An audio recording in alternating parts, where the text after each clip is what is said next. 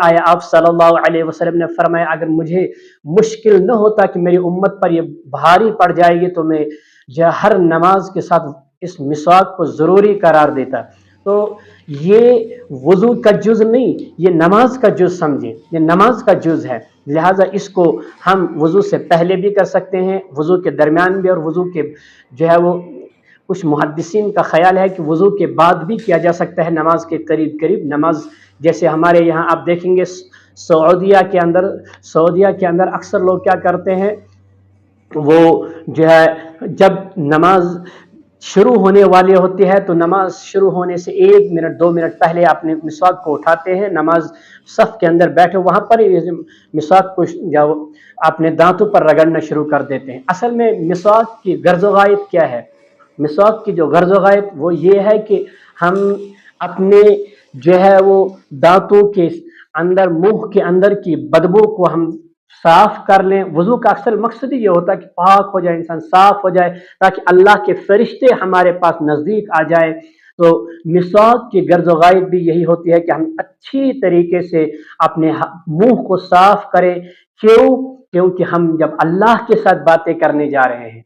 फरमाया आप सल्लल्लाहु अलैहि वसल्लम ने, जब मेराज में आप सल्लल्लाहु अलैहि वसल्लम वापस आ रहे थे, कहा मैंने तो अल्लाह तबारक व तआला से कहा कि मैंने तो आपकी हम कलामी का शर्फ हासिल कर लिया, मैं आपसे यहाँ पर हम कलाम हो गया, अब मैं बिलाल हबशी को वहां पर क्या कहूँ? उन्होंने भी इस दीन के लिए जो है वो यहाँ तक इस दीन को पहुंचाया है, उनका भी हिस्सा है इस दीन को यहाँ तक पहुंचाने में, इस काज को यहाँ तक पहुंचाने में। कहा जाओ अपनी उम्मत को कह देना, जब जब तुम्हें अल्लाह से मुलाकात का शौक आए, अल्लाह से बातें करने का शौक आए, तो तब तब तुम जो है नमाज में खड़े हो जाना। लिहाजा ये अल्लाह से मुलाकात है, अल्लाह से मुलाकात पाक और साफ हमें रहकर करनी चाहिए। इसलिए हमें क्या करना चाहिए कि मिसवाक बहुत अच्छी तरीके से करना चाहिए।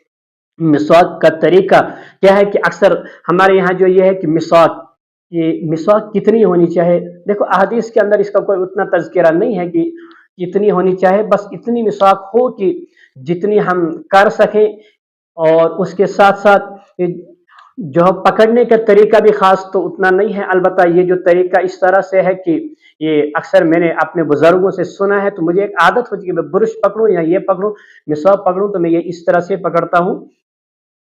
और मिसवाक को अच्छी तरह से रगड़ने के बाद अपने जो है वो मुंह के अंदर मिसवाक को लेना है, फिर इस मिसवाक को दाने बाने हर तरफ जो है लेने के बाद रगड़ना है, रगड़ने के साथ जबान पर थोड़ा रगड़ना है, ताकि जबान के अंदर भी कुछ अगर जो जो है वो इस खाने पीने के असरात कुछ लगे हों वो साफ हो जाए। ये चीज़ हमें याद रखनी है।